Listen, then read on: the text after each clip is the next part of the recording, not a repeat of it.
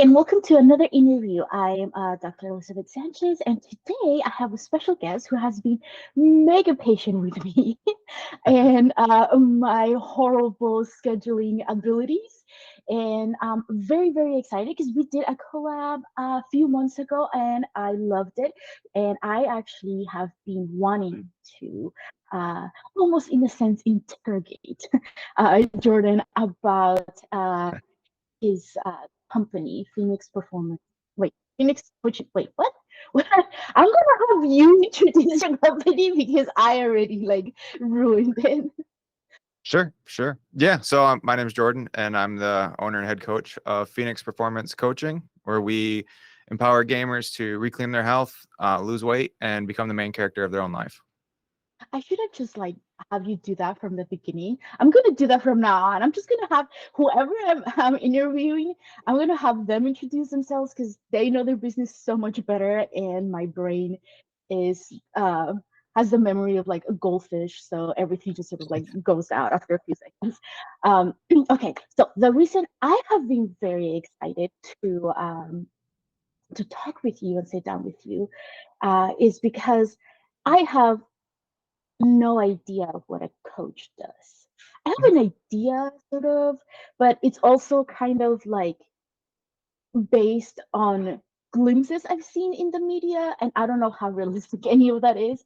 And I have made panels and I have made uh, I've interviewed people and we discussed about how there's so many myths and so many like misconceptions about therapy.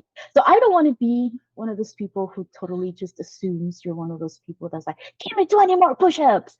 Um, you know. So what is it that a coach does? Yeah. Yeah. So you're right. There's a lot of misconceptions and myths when it comes to just overall media and it comes to personal trainers. Um, I will say that although those stereotypes are there, they are common for the beginner level coach or personal trainer where they'll come in and they'll try to lead through aggression, where it's called the drill sergeant mentality, where they will say, I'm the superior, I'm the authority, you're going to do what I say and you're going to like it. And that is the exact opposite what I do. And so a lot of times, again, when you have a subpar coach, they'll say, I'm up here, you're down here, you need to get up to my level. And so what I do is I remove that pedestal and we're on the same level together. I like to use the analogy that I'm Sam to your Frodo and we're carrying the ring together.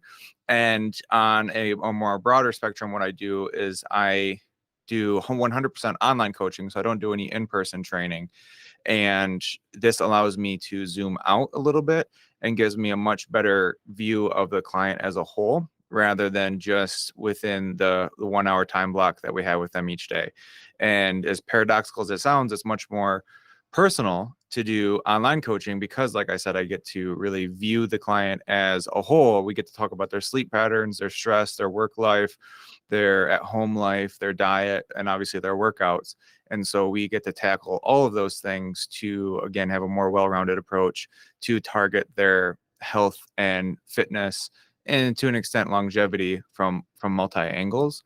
And from my experience, it leads to better results because I'm with them more than I would be from 5 to 6 p.m. Monday, Wednesday, Friday. So how does it work? Because I've seen I follow a couple of other coaches, and it, I have never attended any of the, but it seems that they have sort of like group fitness sessions sometimes. So since you're online, are you sort of like watching them exercise, or is it just more like a conversation that you're having with them about how their schedule is? Yeah. So everybody has their own recipe. So I'm going to speak to what I do. I Mhm, I don't do any of the what you're alluding to is the follow along stuff where mhm. you kind of like what Peloton does. You log into a group fitness class, you have the instructor, and everybody does the workout. I don't do that. I don't do any Zoom or video one-on-ones. What I do is we'll have a consultation similar to what you and I are doing now, where we sit down, have a conversation. I'm here, they're there, and we're figuring out what their goals are, and all the other facets, like what their lifestyle looks like, what the equipment availability they have, what their exercise level is, and essentially what their schedule looks like. And then I create the workout routine with their help. This is an active process on their end. And so I create the program. I like to say I take that mental burden off of them, and I create the whole program that they can do on their own terms. And so if they want to get a workout in at, 5 a.m. or 6 p.m., it doesn't matter because they're not signing up for a certain time slot.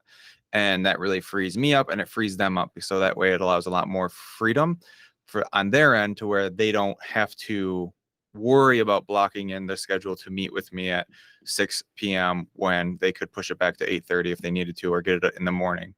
And so kind of going back to what I said originally, it allows a more personal approach by almost taking a step back, because from what I've seen, and I know you didn't ask this, but I'm going to go into a tangent here. What I've seen as an in-person trainer, you're there from, like I said, 5 to 6 p.m., whatever time they're there. And in my mind as the coach, they're paying money to be here for this 1 hour. So I want to make sure that they get the most out of that. And a lot of times that means I'm going to run them into the ground. And that is what, again, those beginner coaches, those drill sergeants will try to do. And it's a big fallacy, because really what the best use of that hour would be to teach them how to properly warm up, work out, cool down, and then have maybe a small talk about nutrition in general. But that doesn't happen. And so a lot of times when we're there for that 1 hour, I'm circling around them, making sure their form's good, counting their reps, taking them from the next machine to the other, helping them rack their weights, whatever it is. A lot of grunt work, if you will, rather than where my time can be more useful is I create the workouts, they do it on their own, and then we can talk and have a conversation about nutrition and figure out how we can tune that up. Do we need to adjust calories? Do we need to adjust food selections, portion sizes? Do we need to adjust your evening routine, your morning routine? Do we need to adjust meal timing to an extent sometimes? Do we need to adjust the workout times? Do we need to split the workouts in half? Do we need to change them? Do we need to lower them? Do we need to add more? And so having those conversations to help create the routine and make sure it's curated specifically for them is much more useful than just being that coach from 5 to 6 that's counting the reps. And I don't even know how we got started on that topic. We love tangents here because I'm Good. a tangent machine. Like I just do tangents all the time. But that also got me thinking. Okay, so I again talking through my own perspective because I don't like exercise very much Mhm. or at all, and I have like created like routines for myself, and I've had times in my life where I was very consistent with it. But I've always prioritized work or sort of like my own self care over exercise, which is probably not the best thing to do given I have anxiety. But it just, to me, it just always seemed to be something really boring. I Mhm. always did, I think, so much better if it was I'm gonna go on a hike and then I'm gonna take pictures, as opposed to like hopping on a treadmill, you know. And so I'm just thinking about like all the times where I was like super motivated for like a few months or so, and then like I lost all motivation. So I'm sort of assuming that people who contact you are like super motivated to get started. So I'm just curious about how did you manage like when they lose that motivation or like it sort of like goes away after a Mhm. while. Yeah. So first, there's a couple of things. I would say exercise is self-care. And then also going for a hike and taking pictures is a phenomenal way of exercise, because you're essentially doing the same thing that you're doing while walking on the treadmill, but you're adding a lot more variety to it. And you're adding that element of enjoyment where you're not just staring at a wall for however long you're walking. So I think hiking while taking pictures is phenomenal. But to answer your question, yes, people, when they come to me or us at the very beginning, motivation tends to be at a high point. That obviously does not last forever. And so what I have done is I have carefully crafted the art of not doing enough. And so what I mean by that is when you starting off, and I'm sure you have done this. I know I have done this in the past. You try to do everything all at once. It has to be perfect. You create this perfect program where you're going to be working out 5 days a week and you're not going to eat anything but boiled chicken and steamed broccoli because that's clean eating. And then you start on Monday because, January 1st is the perfect day to start this. Then on January 3rd, you're too sore to get out of bed. You had a stressful day at work. So you skip your workout and you eat a whole large pizza to yourself. And then you're thinking, okay, the rest of this week is shot. So therefore, I'm going to start next Monday fresh. And so one way that I really counteract that is by starting off again, just a little bit where they can do more. And I want them to say that they can do more. And I tell them this during our first call. Our first call I call is session 0, where we're building the program. And Mhm. so I tell them, like, look, these workouts, I want them to be like a 4 out of 10, where 5 is perfect. I want it to be like a 4, where you can do just a little bit more. And so that way, what that does is, in the realms of like psychology, if you keep saying, I can do more, I can do more, I can do more, that's very motivating change talk, where I can keep going, I can keep going, I can keep going, rather than the opposite, which we normally do, is do everything all at once. And you're like, holy crap, this is so hard. I have to keep doing this. I have to do this every day, which is very demotivating and can break you down quickly. And so when I have clients saying, I can do more, let's bump it up, I can do more, what that does is that helps maintain that level of initial motivation that goes through the honeymoon phase that lasts normally 2 to 4 weeks. And then by that time, progress kicks in, and progress is the ultimate motivator. And so we kind of coast through that initial 2 to 4 week honeymoon phase. They start to see progress, and then the motivation continues. And that's not to say there's not, ebbs and flows and roadblocks in the way, but starting off just a little bit lower than where they think that they should be helps maintain that motivation and keep them going. And so a large part of what I do in the beginning is just pull the reins back and say, no, no, no, we're going to pump the brakes. We're going to focus on maybe 3 days instead of 4, or maybe 20 minutes instead of 30 minutes for each workout, and then build from there. And that's a large way we can maintain momentum. Okay. So I had a completely wrong idea of what coaching was. Mhm. But just hearing you talk, and I'm like, whoa, that's exactly what I do in therapy, but more like mental health related, and that's like the fitness. But that's amazing because I didn't know. So I am so glad I found you online and we got to connect and we're having this conversation now because it clears everything up. So I had my own the closest I've gotten to like understanding anything about like coaching or fitness coaching was I had a coworker once who had a fitness coach and she would come in sometimes and she's like, I'm so tired. And I'm like, I could never. And then she said like, no, but that's what I need. That's what I like. And then she said like, yeah, we had an initial sort of like meeting as to like what motivated her and what kept her going. And then so that sort of like I guess like sergeant style that you called it, like it was motivating for her. And I was like, no, I could never do that. And she's like, no, that's what I need. And she said, like, it's not a good workout unless you're like super tired at the end of it. And I'm like, ooh, okay. Um, so that was sort of like my only, or like the closest I've gotten to like understanding uh, fitness coaching. But it's completely different than what I thought. So again, I'm so glad we're having this conversation. Um, so Mhm.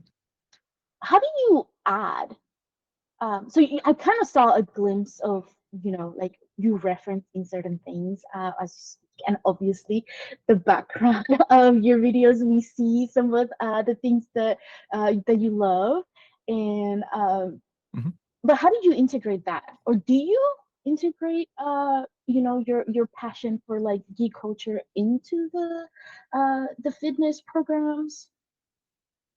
Yeah, that's a good question. And to kind of add what you were talking about, um, there are people that do respond well to that drill sergeant mentality. Those people tend to be more of the high school athlete that played football or played sports in college, that maybe liked that sport aspect with the coach always driving them, because coaches tend to have that drill sergeant mentality. I did an internship at a professional sports performance facility where I worked with professional athletes, Olympic level athletes, all the way down to 7-year-old youth athletes. And this was probably the most aggressive place that I worked at. And most people there, most athletes there responded to that. I did not like it at all. And so it's not me trying to talk bad about the drill sergeant mentality. I just think that's one tool that people use, especially out of the gate. When your only tool is a hammer, everything's a nail. And so a lot of times people use the incorrect tool, because if I have, especially when I was in-person training, if I have, mid-30s new mom, I'm not going to be training her like I'm training my high school football players, right? And so everybody Mhm. responds differently. And like you said, it's very similar. I assume it's very similar to some form of like psychotherapy, because a lot of what I do is just change behavior and really working with them and talking with them like, okay, what are the next logical steps? And a lot of times they know, right? It's not exactly a mystery on how to be healthier and lose weight. There's just sometimes some missing pieces in the way. And so I'll ask the client, what do you want to do next? How can we level up your nutrition? Blah, blah, blah. A lot of times they know. And then sometimes I'll be like, okay, maybe that's not the best idea. Maybe we can do like a slight adjustment. And I can only assume that's similar to more psychotherapy. But to answer your question, how do I implement nerd culture in general? Obviously it's kind of baked in with the name and just my overall branding aesthetic. I mean, this is my business card. It looks like a very obvious trading card. And so I obviously have that. I have a couple of ebooks, two of which are printed off. And then so I have the gaming aesthetic. And then obviously there's the baked in rapport where we have common interest and we talk about that. One thing I don't do, and this is a very fair misconception looking on the outside, looking in, I don't gamify my coaching. I don't do that at all, because how many live life like an RPG apps are out there where you log in and you create this avatar and you set up your habits, whether it's water, bedtime, journal, and you level up your life, right? And it's all fun and dandy until like you log in for 2 days and then you stop logging in and it sits on your phone for 6 months and you never use it. And once the novelty wears off, it becomes very hollow or shallow. And so I don't want my coaching to come across as just a novelty. And so although we do talk about gaming and we talk about common interests, this is at its core true authentic coaching. And I make sure that people know that during the call, to where we don't gamify things in the respect to where people are having like a character avatar, or we're building things up like that, because this is authentic coaching and it actually works. And so yeah, that was kind of a long answer, but we just No, mostly no, keep it in the brand. it's good because um I am one of those people that I'm like, ooh, shiny. And then so when I see that there's like this training where like you can use a sword to do it, and I'm like, yeah, if exercise was like that, I would definitely start doing that. But it's true. Like after like about a week of doing it, then if you're not adding something different to it, it's not shiny anymore. So for on your end, I imagine if you did something like that, it will have to be a constant having to add and change like just every few days or like once a week or something like the program in order to keep it shiny enough for Mhm. people. And I think that's it's still very similar to what we do in therapy, because a lot of people come in and we're like, oh, self-care tools, or like, talk about this, have a safe space to discuss things. And like the first few sessions you're kind of like still trying to figure out, and then you're like, I did feel better, my anxiety went down this week when I did self-care. And then I'm like, great. And then the next week they're like, yeah, self-care, I'm not doing it anymore. And I'm like, no, I mean, like, it's something you have to do, even if it doesn't seem to be working, because it's still working. Mhm. Um, but yeah, it is sort of like a misconception too of it has to work right away, or um, if it's not interesting, it's not going to be helpful. Like if Mhm. it's not shiny, uh, and new and exciting all the time, I'm not gonna like it's gonna get boring. But I think like because you talked about how uh you slowly start sort of like the build up, right? So it's I think there's like research that I often quote, like if you want to change a habit, it takes about like 6 months or so. And so it's doing it like little by little is a lot better because it's not like a burden anymore. I Mhm. always thought of exercise as a burden. It's like something I have to do, not something I wanted to do. So and and now I'm like, okay, it's because I agree with you, and that is something I say to my clients all the time, like people I'm working with, and I'm like, exercise is good for you, and then every time I say, and I'm like, yes, it is good for you. I should start doing it. But then something happens, I get busy, I don't want. It gets cold. Mhm. Usually it's like, well, I'm gonna go on a walk. I'm gonna take my doggy out on a walk. Oh, it's cold outside. It's really hot. I'm like, it's rainy now. Yeah, I guess I can do it. Right. Mhm. So uh, changing a habit is it takes a while. So now I'm kind of wondering like the process of like how long do the people that you're working with stay with you? Yeah, that's a good question. So it depends. I would say on average, most of my clients would stay between 6 to 12 months. I would say probably within there would be where most of my clients either stay or feel comfortable leaving because they built a good foundation. And Mhm. so I like to see a minimum of 6 months because like you said, it takes a while to really build a strong foundation. And unlike most other fitness coaches, fitness programs, they try to turn and burn. Within 12 weeks, we're going to get you to lose, blah, blah, blah. And then we're going to turn and burn. And I know in my Instagram bio, I talk about how you can lose more than 20 pounds in 12 weeks, but I use that as more or less an eye catcher to get people's attention, but not to let them know that this isn't just a 12-week transformation. This is where we take 12 weeks to really build a strong foundation and then probably take another 12 weeks to 24 weeks to really solidify and build on top of it. And so this isn't your typical transformation where they try to get pre and post photos and kick you out the door, because we know if you do that like in 6 or 12 weeks, chances are the next 6 or 12 weeks you're going to be regaining that weight back plus some. And so with us, with here, we focus on obviously getting weight down at an organic rate, something that's reasonable, and then maintaining that weight if that's your goal weight, or going down in steps. And there's ways that we do that. But the after photo, if you will, where you hit your weight goal and maintain it for a while, that's also important. So that way we don't constantly be in that yo-yoing cycle that a lot of us are in.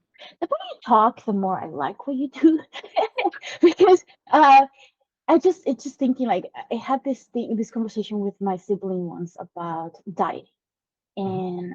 and I'm like, I don't like it because I don't like someone telling me you can't, Mhm. because then that makes me want to do it even more, Mhm. right? Like you can't take away shiny things from me.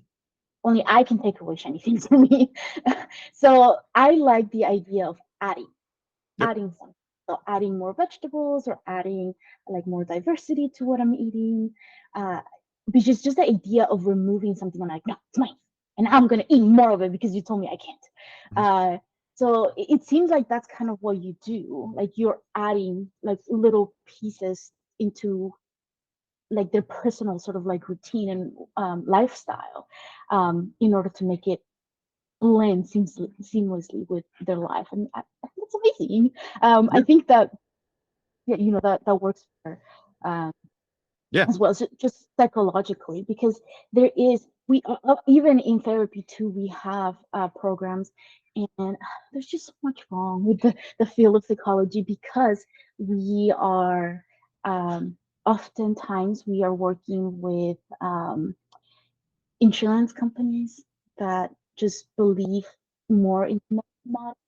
So that's why sometimes we have like, 12-week sessions of like CBT, and that's supposed to help you reduce your anxiety, which it works. It's helpful, but 12 weeks is not enough to build like a routine. So like I was just saying, like it takes up 6 months or so to like build like that sort of like routine of you doing something, and it seems to coincide with like how long your clients tend to stay with you, because it's not the same for everyone, right? That's just sort of Mhm. like an approximation. um so I don't know, I love it. I'm Yeah. like, I am so glad again. I can't believe it. Like I'm just so excited because everything, like it just okay, in my head, it's like a whole new world opening. Because like everything you say is kind of like clearing away a lot of the things that I felt I had to do when exercising, or like I imagined the world of exercising was like. And then you're like, Mhm. no, and then you're like opening the closet to Narnia. Like this is a whole new world, and I'm like, oh, this is shiny and cool and way better than what I was picturing. So yeah, that's amazing. Yeah. Yeah. And like you said, the my one of my catchphrases is to limit, not eliminate. And so you can lose a significant amount of weight while eating pizza and cake and cookies. You just have to eat them at a moderate portion. And like you said, instead of focusing on the scarcity mindset where I can't have, can't have, can't have, you have the abundance mindset where you say, okay, I'm going to eat, 5 servings of vegetables today or something like that, or 5 servings of fruits and veggies.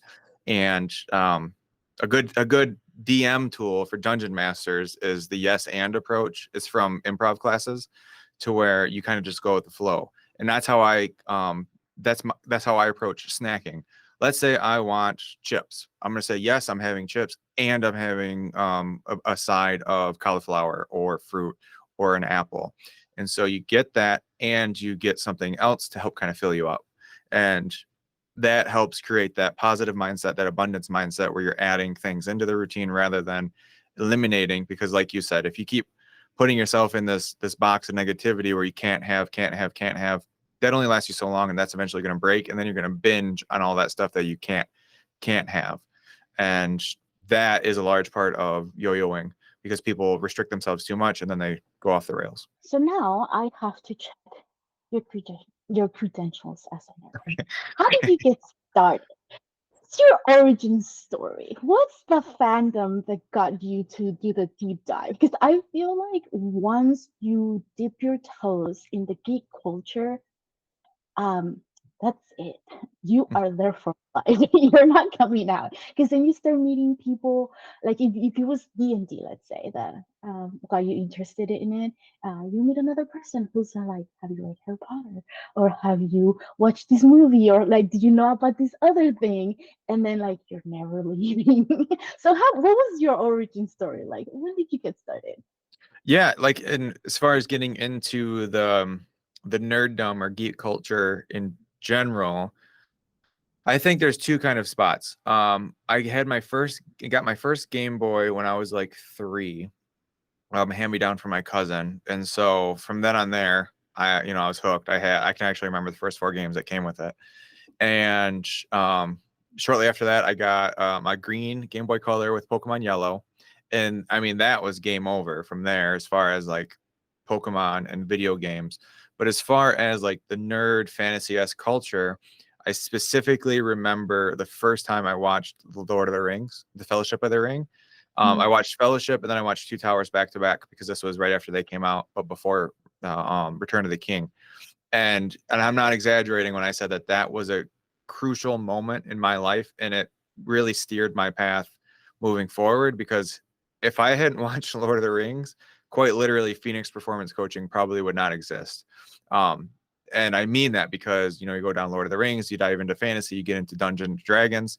Lord of the Rings is just really the gateway drug, and so you dive deep into Dungeons and Dragons and Magic the Gathering. And so I immersed myself in this nerd culture, became super, super heavily invested into Dungeons and Dragons as a dungeon master, homebrewing my campaign and everything, and love the creativity. And just to kind of give you a peek behind the curtain on my origin story and how I went from that to health and fitness, played sports all throughout middle school and high school and all that. And I was going down the route of physical therapy, and I realized I didn't want to stretch old people my whole life. And so I shifted gears to strength conditioning, where I was teaching high school athletes how to build a theoretically perfect foundation so that they can become the best version of themselves possible. Because when I was in high school, my coaches did not have that knowledge, and they were teaching us subpar slash dangerous exercise technique. Some of my fellow student athletes were getting injured. I, as a 14-year-old, was knowing like, that's not right. We should not be learning how to do exercises that way. And so in college, I kind of wanted to correct the wrongs of my forefathers, so to speak, by teaching essentially the next generation on how to lift properly. So I went down that route. And then I graduated on Star Wars Day, May the 4th of 2019, and with my master's degree. And less than a year later, the whole world shut down. And so that kind of, I spent that year prior to the pandemic applying for high schools, trying to essentially have them create a position for me. And obviously that didn't work. And so the pandemic happened, shut everything down, completely closed a lot of doors. And it actually shifted me to online coaching. And one day I'm sitting there, like literally staring at this shelf right here, which has, I don't know if I actually have video on, but I have Dungeons and Dragons books on the top shelf. You can't see it because they're covered, but there are other nerd novels, like fantasy novels, in the second shelf. And the third and fourth shelf are boring health and fitness, health profession books. And so I'm staring at that one night because it was in my bedroom at the time. I'm like, how can I blend my two passions? And it hit me. I was like, why don't you blend the two passions by tailoring your health and fitness coaching services towards tabletop gamers, a largely shunned and neglected community when it comes to health and fitness. And that was the inception of Phoenix Performance Coaching. So that was kind of the TLDR. But, yeah, because as you were talking, I was like, there is. So one of the things that, or one of the reasons why I created Psychology for Geeks is because I want to eliminate that stigma not only on geek culture, but also on mental health. And that's sort of like how Psychology for Geeks got created. But also there is this stigma where like, if you're a nerd, you can't be, like that's sort of like, there's this very heavy stereotype of like what a nerd is supposed to look like or what a geek is. And because when I first started reaching out to people, and I kept using the word geek, people are like, well, I'm not really into like technology and stuff, which is sort of like what the origin of the word is, but now it's like a lot more diverse. It's more like an umbrella term for a lot of different things. um and so it's amazing. Like, it's very similar in a way where uh, or like to the path that I took, because I always loved reading. And or like I would say not always, but I discovered reading when I was like in fifth grade. And ever since then I just became like super obsessed with like reading. And then eventually discovered, because it's free online, and I was poor high school student and couldn't afford books constantly. And the library in my super super small town, it's not the best. So once I went through all the books that I was interested in, I discovered fan fiction, and that sort of like led um to to the geek culture. But there, it's a part of why I love doing these interviews is because I want to encourage people or show them that it is possible for you to be a major geek and have your own business and be successful in it, right? I want to show people that it is possible to blend those two things that you like. And I just want more people to be geeking out there because it's fun. It's like good for your mental health, and it just brings like this sort of like magic to your life, because life is boring sometimes. And all of my friends are super mega nerdy about some. And whenever I encounter someone who isn't, I just instinctively like feel sad, and I'm like, well, what brings you joy to your life? Like sometimes I look at my parents and I'm like, what are you, how are you alive right now without having any hobbies? And I'm like, you find hobbies. And so like, but it's kind of hard to bring parents into the hobbies.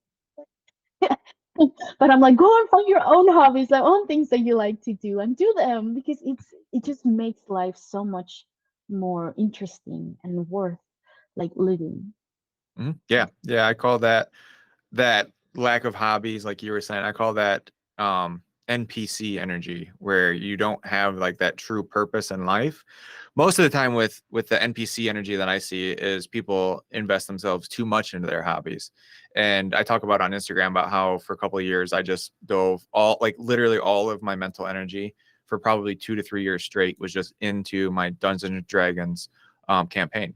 Where if I would like, I'm not exaggerating, like if I'm watching TV, I'm probably not paying attention. The wheels are turning on what I was going to do in the campaign, what I wanted, how I wanted to world build. I get up, grab a drink of water. That whole time, I'm just mapping things out in my head because I was unhappy with where I was physically. And at that time, I had just graduated with my master's and I was working while applying for jobs. I was working at a YMCA, working part time for minimum wage with a master's degree. So there was a lot of mental confliction there. And it didn't help that I was like 45 pounds heavier than I should have been. And so there was that aspect. But yes, people tend to, that don't have that purpose. They just are coasting through life. They're that NPC of their own life where they're just kind of coasting with no real purpose.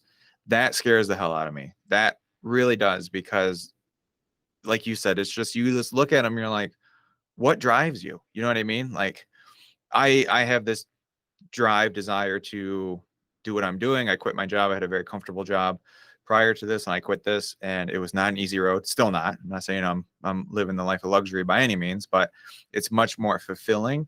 And I feel like people are too scared to take that chance, or they just don't have the means to. And like you said, there's sometimes people are just too afraid to become the main character, and that's kind of my whole thing.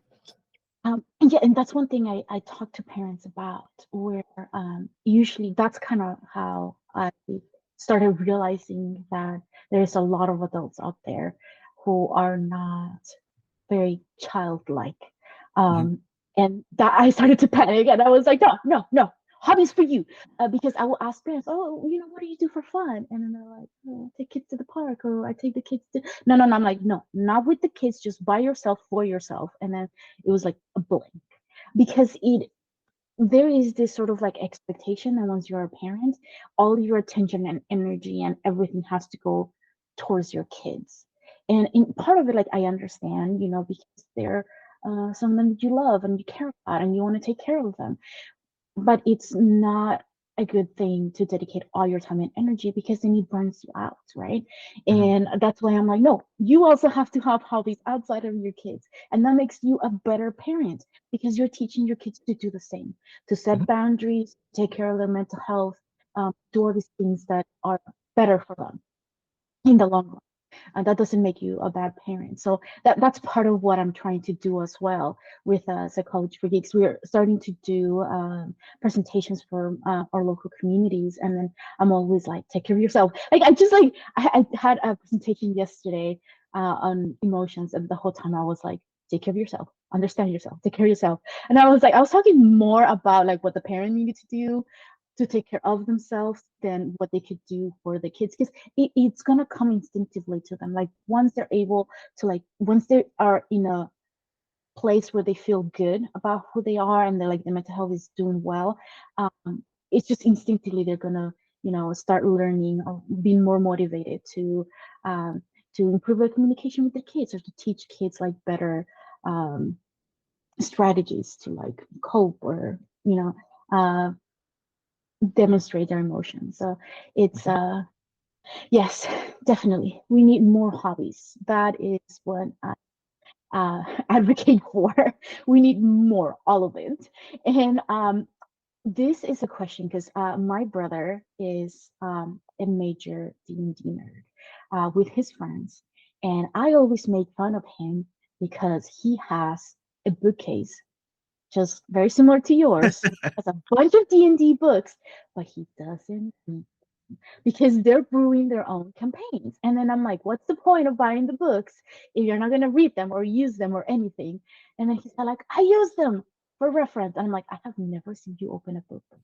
He's like, he has, because they take turns, like, to see who's DMing between him and one of his friends. And whenever he's preparing for the campaign, he's just kind of like staring off into space, and he has a notebook in front of him. So it's kind of what you talked about, where like everything is sort of like happening in his head. And then I'm like, I never seen you reference anything. So what's the point of having all these books? So this question is for my brother who will potentially be editing this video, do you use your D&D books? Do you That's a actually good open them? That's a good question. I would say I probably err closer to the side of your brother, to where I get them. This is probably only like half of the books I have, because I do have more of them upstairs for when I do prep, and so I do use some of them, like the Player's Handbook, the Dungeon Master's Guide, and some of the more monster manuals and stuff like that, the ones that have bestiaries in them.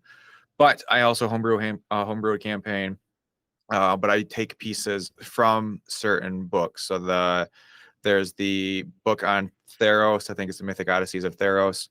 I have one of their cities in my campaign, so I kind of use some of that for inspiration. And you don't have to have it open in front of you at that time. If you kind of thumb through it, it's kind of like planting a seed. No matter what medium or what culture you're absorbing, you can read something and think to yourself, okay, when like say he reads something yesterday, and then when he's prepping, those thoughts are kind of mulling in his mind, and those things can kind of combine into other things. For example, I love true crime, right? I think a lot of people do. And and so I'll be watching a true crime show on this massive kingpin, or Whitey Bulger, for example, who was in Brooklyn, I believe. And in my head, I'm like, I can create an underground drug ring in my capital city and have it be a bugbear named Whitey Bugbear, or something, something like that. Just for example.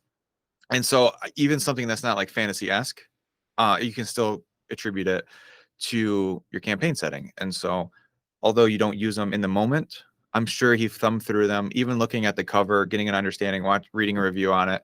Those are things that he can use to combine thoughts and ideas to create his campaign. Also, I'm willing to bet dollars to donuts that he buys the books because he's a completionist and a collector, because that's what I am. And so every other month, when they were releasing books prior to the OGL fiasco a couple years ago, I was buying them just so I could have them. Ever since then, I haven't bought any, kind of out of protest, but also because I wasn't using them.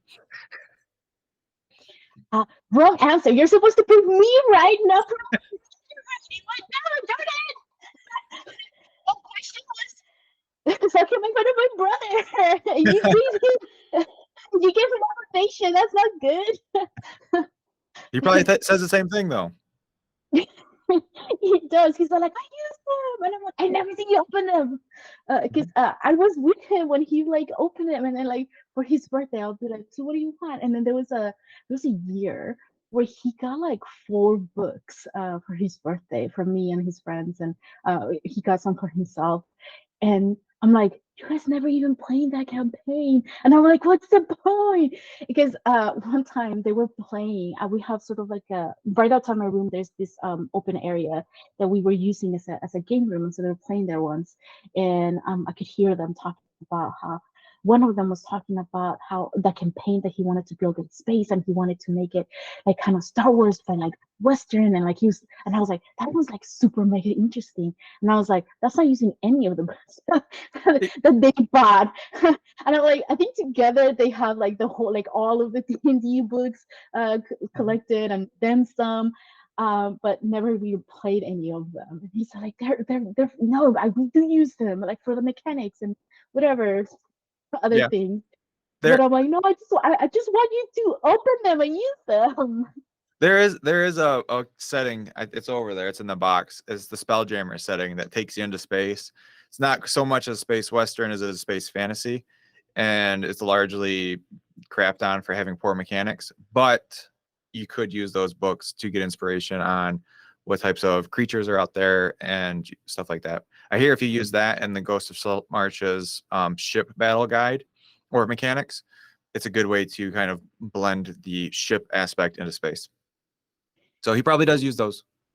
So one of the things that I have not played, like this, being honest, I've played a handful of times with my siblings, and they're always like, "Oh, we have a new one shot that we're doing. Do you want to join?" And I'm like, "Yeah." And then I play once, and they like never finished the one shot because they went back to their other campaign that they hadn't finished. So I haven't played very much, and trying to build this nonprofit, so I don't really have time.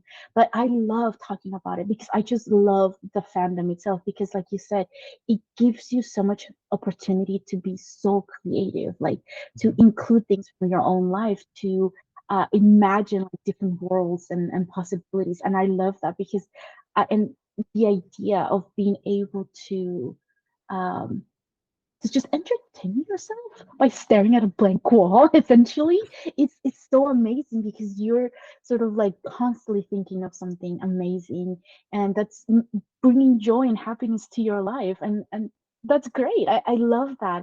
And so I love hearing people talk about their D&D experiences, and like how they're creating different worlds and stuff. I love like hearing the stories because sometimes and I'm thinking, I don't know, like maybe I need to find players that are more with my own sense of style, or like my own playing style. Because sometimes my brother will come in and he's like, all right, so today something happened, and then the dice went wrong, and then like we totally killed like a whole town.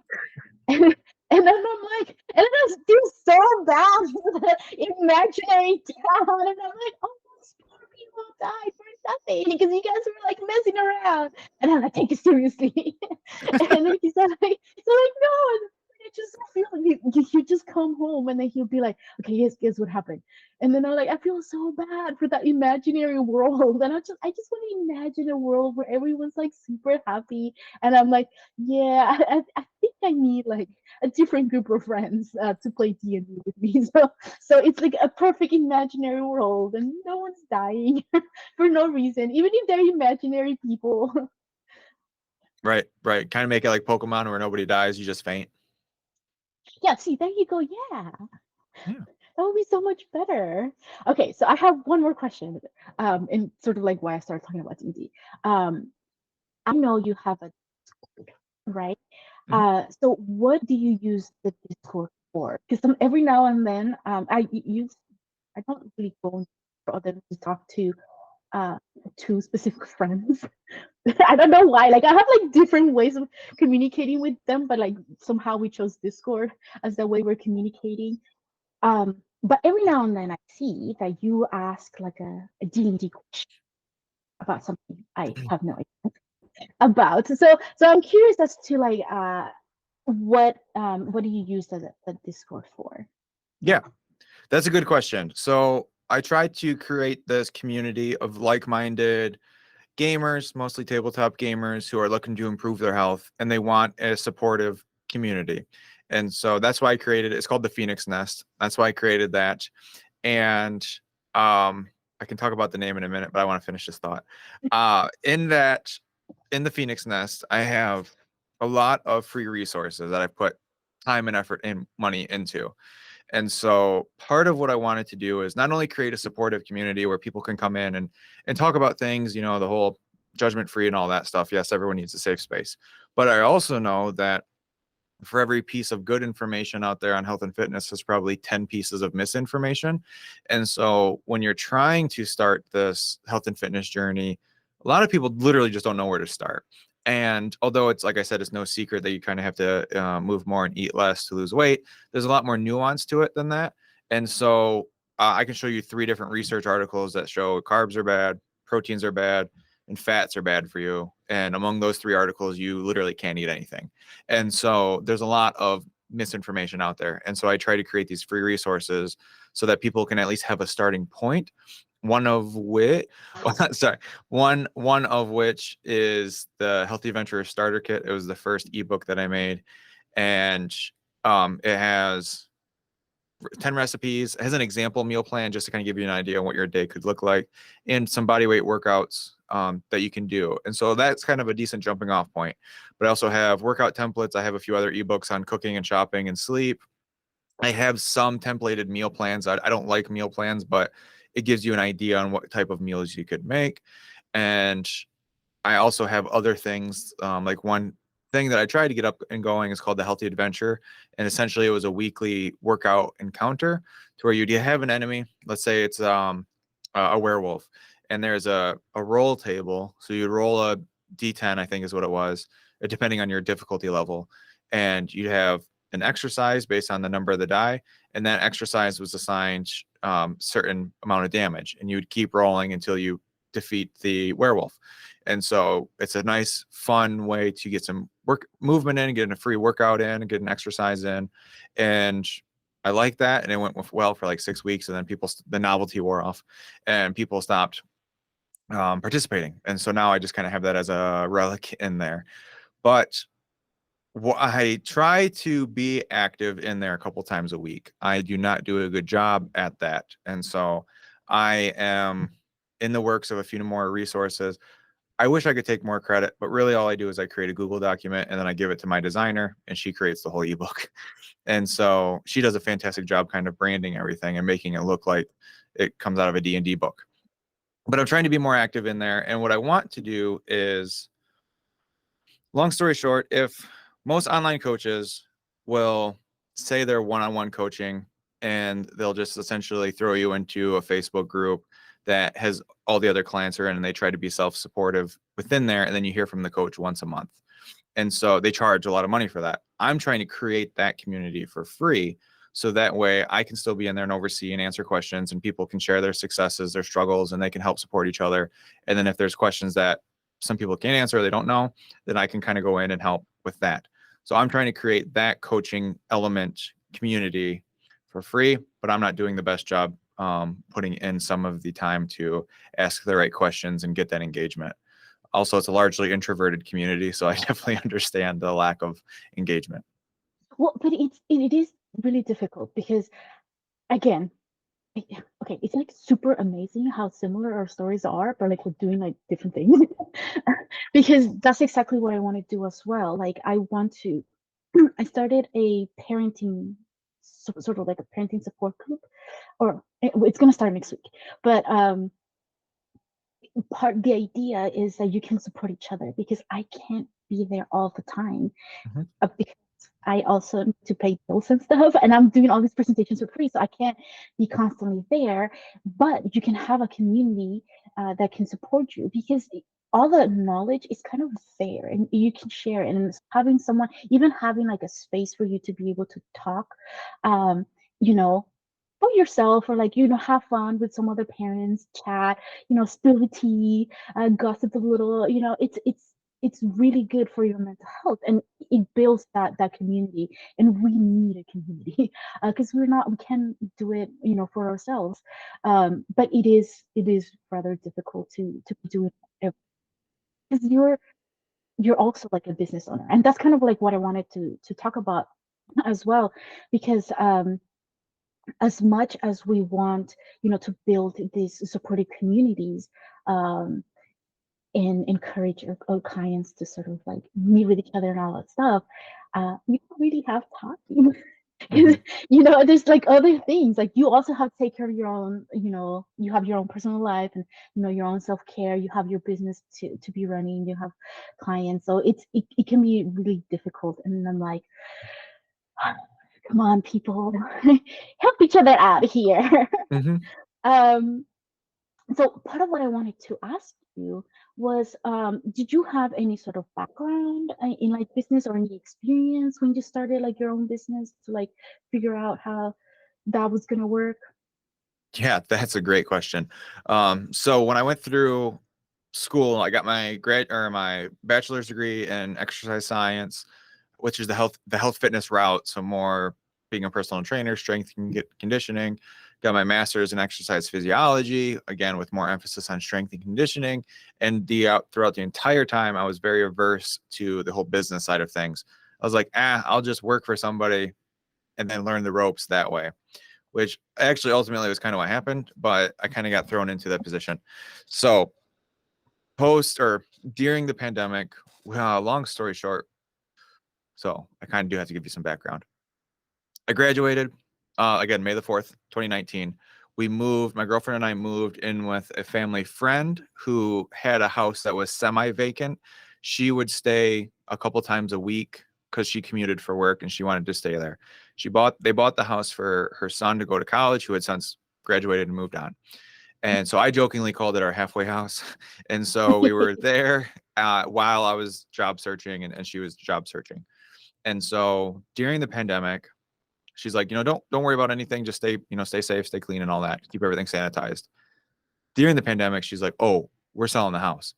And my girlfriend and Tanya and I are freaking out. So for 2 months straight, this is June and July, we are of 2020. So like in heavy mid-pandemic, we are freaking out. None of it, we don't have jobs, we're unemployed, and freaking out trying to find a place to live. Very stressful 2 months, but we found a place to live. We moved.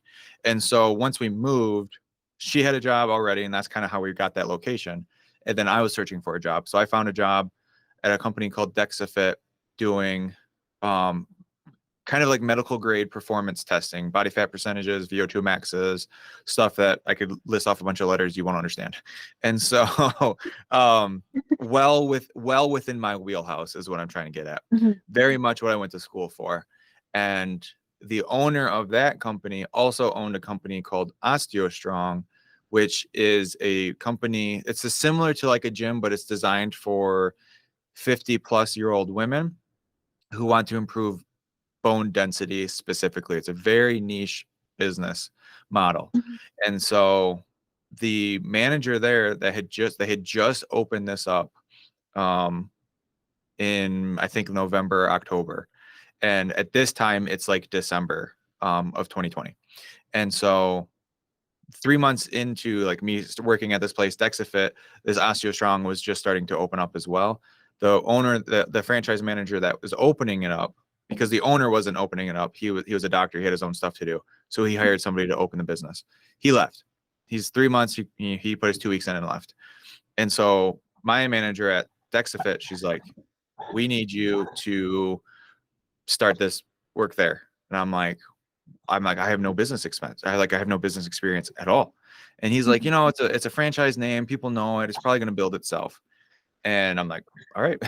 And so long story short, for 13 months, I worked on building this company almost from the ground up, but it was like a very, very rocky start. We were definitely stuck in the mud because as soon as I started, we got hit with a second wave of COVID. And again, our target market were women in their 50s. So like the most at-risk population for the pandemic. And so I took a crash course on business in a very practical way. And in that 13 months, I learned a lot and eventually stepped away from that business because I didn't feel like I was a right fit. It took me 13 months to realize that. And I worked for another company and did online coaching. And so, yes, I do have business experience, but I also learned a heck of a lot from Professor YouTube by watching all sorts of YouTube content from a lot of different people that I could find. And I learned a lot by screwing up. And so I'll say I have a lot of what do I want to say, unorthodox or informal education, and on the business side. And I think I didn't realize how much that happened or how often it was the case until I started interviewing people. Because for psychology, we're always sort of like, um, we were asked, if you want to have your own private practice. Sometimes we when we come in, we're in school, we're like, yeah, I want to have my own practice, or no, I don't. Life changes, like you were talking about, and sometimes you ended up in private practice. I didn't really want to have my own practice because it's a lot of work, and then I opened a nonprofit, so you know. But I have no idea. Like, this isn't something that they teach you in school, which should, because the majority of therapists do end up some private practice, or open their own private practice. But it's like, yeah, YouTube is essential for a lot of these things. So okay, so if somebody is in college or in working for a company that they're not happy with, and they want to open their own sort of company like you did, um, what advice would you give them? Yeah, great question. I've thought about this a lot. First, build your social media brand. I don't care what market, niche, whatever sector you're in, you have to have a name. And right now, social media is the best way to do that. And literally start by just posting content. Don't worry about it being perfect. Embrace the suck. Everything's going to suck in the beginning. So you might as well just get that out of the way. Do it now while you are still building the infrastructure for everything else.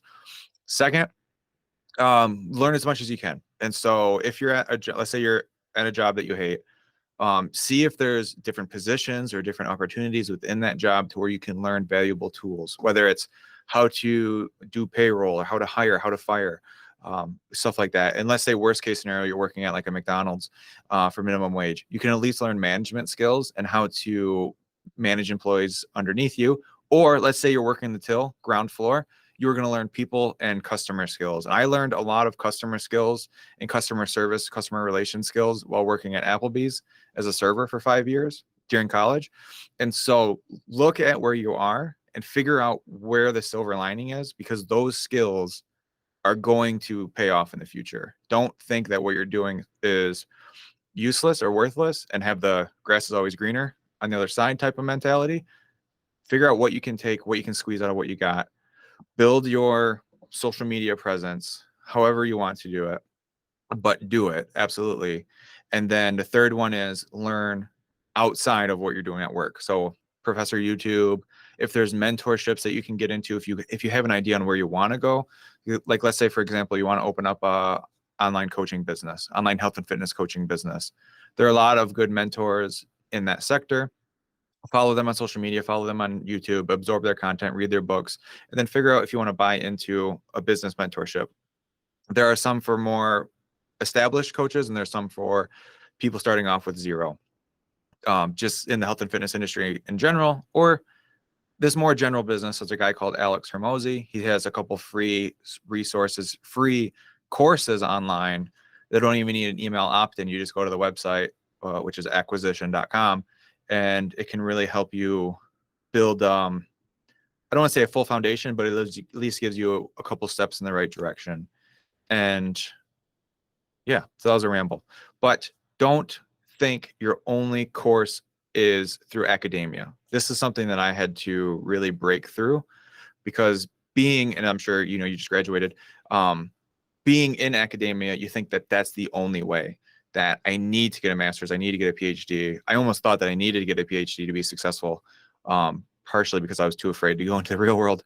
But don't think that that is the only route, when there are a lot of alternative routes and alternative forms of education that are growing exponentially. And I think within the next 10 years, we're going to see a massive swing in credibility and alternative education. And the more accredited academia universities are not going to be as popular or as weighed as heavily. And so, yeah. So I'll recap it. I'll recap it. Social media, learn what you can do in your current job, and then learn from outside sources for free resources. And then if you want to buy into a membership. And I'm here what you said. Getting a PhD isn't all that necessary, because I have one of my great friends. She is, I believe she has her master's only, but she is a mental health coach, and she is amazing. Like every time she talks, I'm like, dude, not even my professors in school knew as much as you did. And I think really what it is like, if you have that passion for what you're doing, you will instinctively want to learn more and get better at it. And that's not something that you can get in school.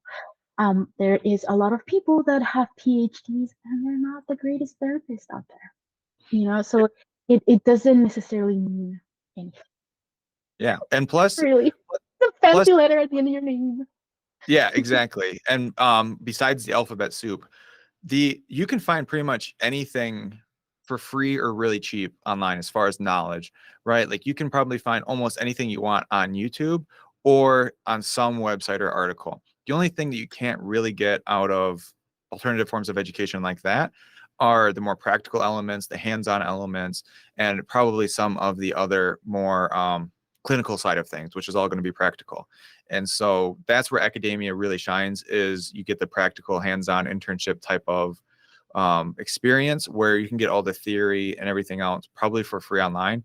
And if they figure out a way to blend the two, which they won't, you could cut down your schooling and probably in half at least by just focusing on practical elements. Completely agree. Um, oh no, I went on a tangent and I forgot the question I was going to ask you. Wait, you were talking about um, ah, Yeah, 'cause it was related to what you were to the previous question that I asked you, like what would you encourage people to know? But instead of linking on it, so that only means you have to come back because you don't give me more information of what I need. Uh, so I am still working because originally, for I guess everybody else out there, because we both know, I wanted to do this as a live video.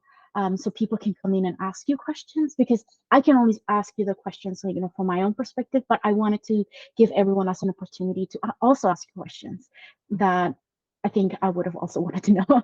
Um, but my internet is like trash, you guys. I live in the middle of nowhere, California. It's an extremely small town, and because of that, only one company provides internet services, and they are not the best. So I can't do that. So I'm currently looking into trying to figure out other ways where we can do, because I have some videos on YouTube as well where I had panels with other people, and I know you're one of them. Mhm. That I'm trying to schedule, but I want to do those live so people can come in and ask questions. So eventually I will figure out a way to overcome my trash internet and get this to be live. So then everybody else has an opportunity to ask questions about your business. Oh, I remember now. Okay, great. Are you open to consulting with people Yeah, if yeah, they're absolutely. like, um, are you currently taking new clients? Yeah, yeah, we definitely have availability. If anyone's interested, they can either DM me through Instagram, which is at phoenix.performance.coaching. That's probably the best place. Or if you wanted to DM me through Discord, you can. I'm in there. Or if you go through my website, you can actually schedule the consultation. There's a scheduling link, but my website gets like virtually no traction. I get like maybe 20 views a month on that. And that's phoenixperformancecoaching.net if anybody wants to visit that. I'm very proud of the website. My designer did a really good job. I don't put any traction to it. Oh, Oh, okay. So we got like distracted because you kept doing like so many interesting things. I got distracted. But okay, I wanted to talk about the workbooks that you talked about that you have on Discord. They're amazing, you guys. They're like super cool. I got to see them, and I, the recipes that you were talking about, I'm like, I'm cooking more. But yes, I would say I highly encourage you guys to check it out, and also to follow you on social media because I I'm not sure like if do you do your own post or is that something you're wait, oh no, I forgot the title of the person who does your designer does them for you. No, no, my designer just designs the ebooks and stuff. I do all my content. I'm hoping to outsource that soon because I hate editing it. And so I'm hoping to be able to do that. But right now, it's all me. Okay, but there's like so many cool, like it's really cool. Just visually is amazing. I love it. And I think that's how I found you. Mhm. Because you kept posting these like really cool, like just kind of like your business card.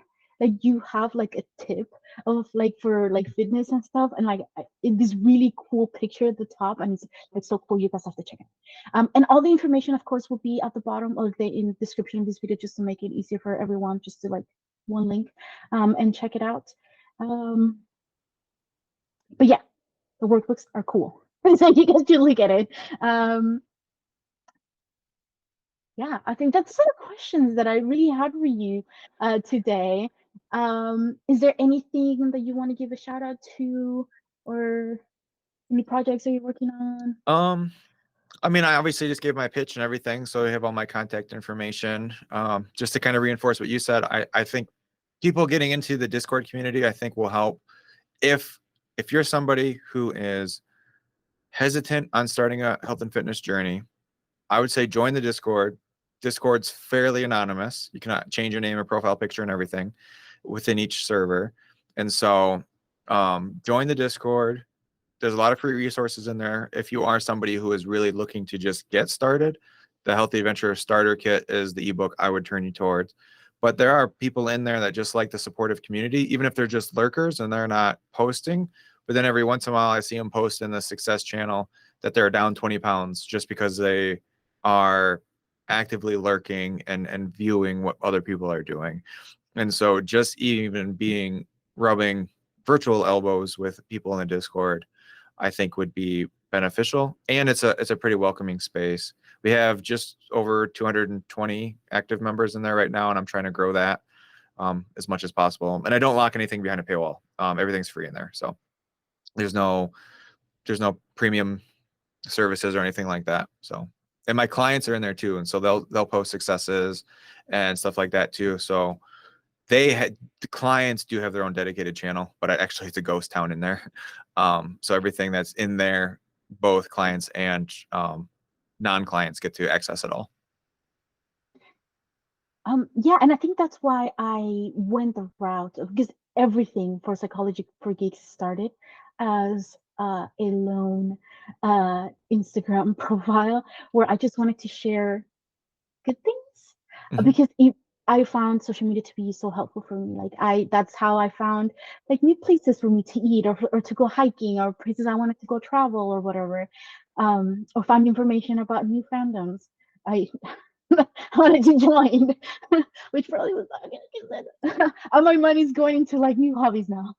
But yeah, having like even like just lurking can be good because you still receive like the good news of people what they're doing, like you're able to get the tips for free. Everything is for free, so if you don't have the money maybe now, or maybe you're kind of thinking about exercising, not in a position where you're fully able to do that, I think it's a great idea to get started, or at least have it in your back pocket for when you feel ready to reach out for additional help or whatever. And even then, you have a community where you can ask D&D questions as well. Yeah. Of people that may or may not open their books when they're running their D&D campaigns. Yeah, so I highly encourage you guys to give Jordan a follow on his socials and check, like even just check out the website because again, visually is really cool. So please do that. Again, everything is going to be in the description down below. And I think that's it for today. If you guys have any questions for him, obviously I don't know anything about this, but if you guys have any more questions or like topics you guys would like us to discuss, maybe in the panel that Jordan is going to be joining, or if you want to bring him back again to answer these questions, please write them in the comments, and then that'll make it easier for us and for me, because I only have one brain cell, and so I only have my questions that I'm interested in asking. But if you guys have additional questions, please write them down, and he'll be able to see them as well. So if it's something about like sickness or whatever, he'll be able to answer those questions for you, or direct website or the Discord. And yeah, that being said, don't forget to check out some of the cool stuff that we're doing for Psychology for Geeks. We are now officially a recognized California organization, so that's exciting. And check out some of the we have for our online communities and or local communities as well. So you can join us and geek out with us. And that being said, don't forget to reframe and be enchant your life. And we'll see you guys in the next episode that I do.